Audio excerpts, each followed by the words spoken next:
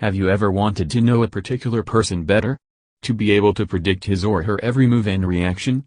Be familiar with all of his or her tastes and see right through his or her personality so that you can be the wiser? If so, then you may embark on a journey. There you will find your answers, or so the forgotten runes of the Aztecs dictate. Needless to say, it'll be dangerous, and the burden of risk very heavy. Your intentions may be as innocent as trying to comprehend the person you love, or give a heartwarming surprise to a friend or a family member. Or, it may be sinister, as to use the information you are given to manipulate and thwart someone you loathe. It might even be wanting to know a very influential person, so you may cajole and appease that person with ease. Regardless, I will not judge your intentions, but beware. Because you will be evaluated. And the basis of that analysis is not only obscure, but seemingly random, so don't think you are sure to get out unscathed just because you wanted to know your lover's dream honeymoon getaway to impress him or her. That is the price of the knowledge that will be bestowed upon you. You need some hair from the head of the person of interest, even a single strand will do, and you're good to go. Tucked away in the dense foliage, there is a sacred, yet forbidden retreat, somewhere along the banks of the Amazon. It lurks in one of the nooks and crannies of the marshy vegetation, its whereabouts ever-changing. Mortals are only tolerated on a full moon night, the place can never be located otherwise. Start looking, riding a boat, preferable one that makes minimal noise, as the moon makes its first appearance. Reaching the entrances before midnight is a prerequisite. Keep your ears on patrol. You are listening out for a distant hiss, one not so dissimilar from a snake's or one audible when you twist open the stopper of a carbonated beverage. It is said to be a calling to you, more like a challenge, in their indecipherable tongue. As if they are saying, so, do you think you are worthy? If you are able to hear a hiss, stop the boat. Try to locate it. When you have a rough geographical estimate, anchor your boat along the bank and start foraging. You must leave anyone you brought with you on the boat, otherwise the place will not show up. Look for a cave, it should be just enough specifically for someone of your height to enter. You may use a light source to illuminate your path as you search, but the eerie, yet glaring moonlight should suffice. As soon as you spot the cave, extinguish your light source. Leave all technology behind, otherwise they will be incapacitated. Bear nothing with you other than your clothing and the hair. Bare your feet. The moonlight should generate a lighting synonymous to the rustic images of early television, devoid of color, ominously monochromatic. Muster up your courage, you'll need every ounce of it, and walk inside. It will be pitch black at first, so walk cautiously to make sure you don't get lost. Use the walls to navigate, feel for a pattern of carved series of circles at the height of your hands. There will be diverted paths and forks. Feel for the pattern.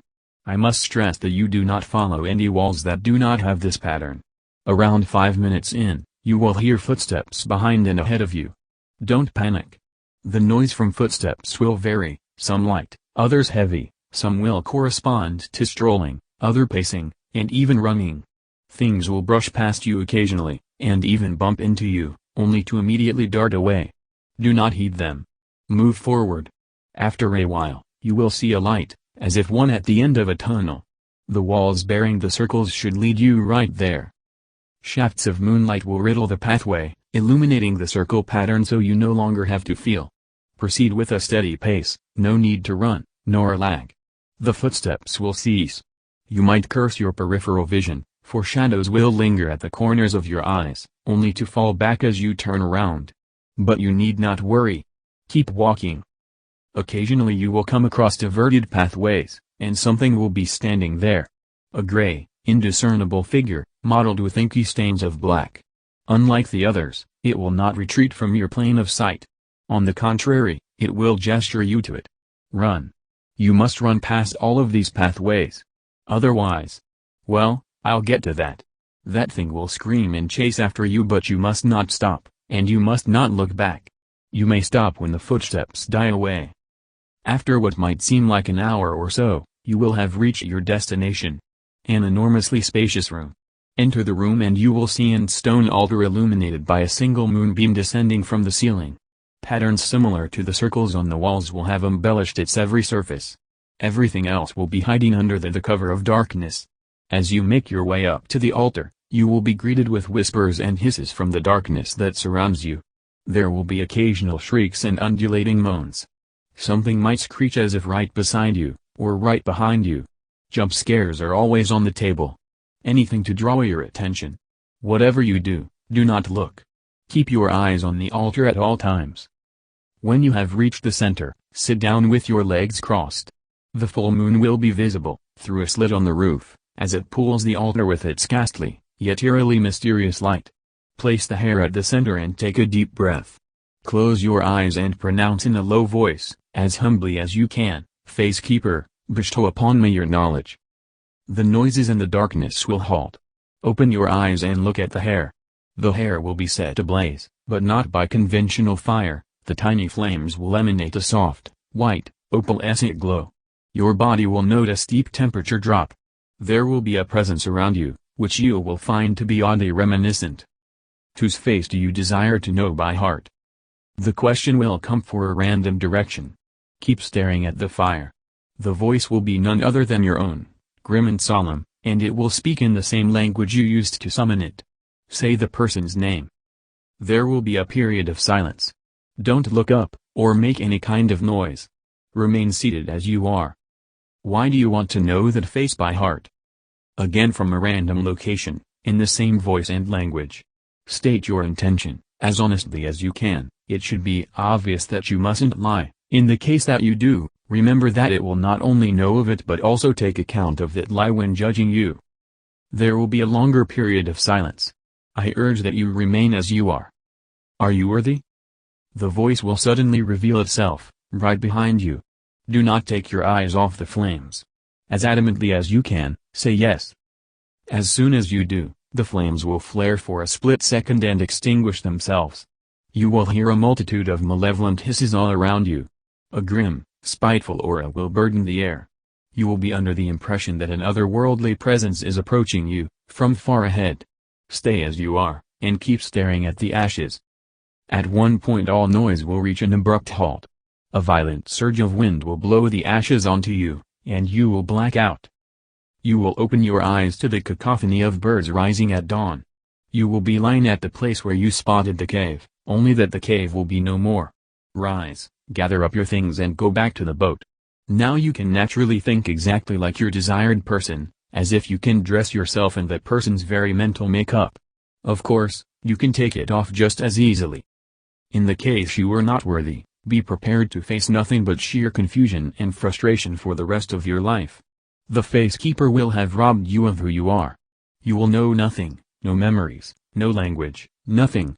All that will be left is instinct. Your mentality will be likened unto a newborn baby, awed at the world around you, as if seeing it for the first time. Now, as for my warnings, what if you looked up during talking to the Face Keeper, or didn't follow the wall, or responded to the modeled figure's beckons? The outcome is the same. Immortality. Sounds great, doesn't it? Yep, just like those shadowy figures, or the modeled summoner, trapped in that lair for all of eternity, rejected by death itself. They just want more friends, that's all. Now, if you make it out successful, there are no catches, no restrictions. You have been deemed worthy. You are free to proceed using your newfound prowess in any way you see fit. Feeling powerful? Want more? You can if you want to. Just take some hair off another person and return to the Amazon. Go through it again. You've done it once, right? No problem. Be warned. The Face Keeper doesn't take ambition too kindly. I suggest you stop to listen that your chances of being deemed worthy twice in a row is much slimmer. And what if you aren't? Will the Face Keeper snatch away your ability? Oh no, you can keep that. It'll take away you and only you. But hey, you've got someone else's personality, right? Sure you do. Good luck being that person when he or she legitimately exists. You know that you are you, so why is that person claiming to be you? Why is your mom calling him or her child? Why is your lover sleeping with that person? He or she is the real deal, you are just a cloned personality stuffed into a now unknown body. Identity theft with an unexpected twist, don't you think? Makes you wonder whether losing the first time around was better, huh? If this doesn't bother you though, go on. Sail along the Amazon in the moonlight, seeking that hiss. I wish you good luck. But don't forget to ask yourself, are you worthy?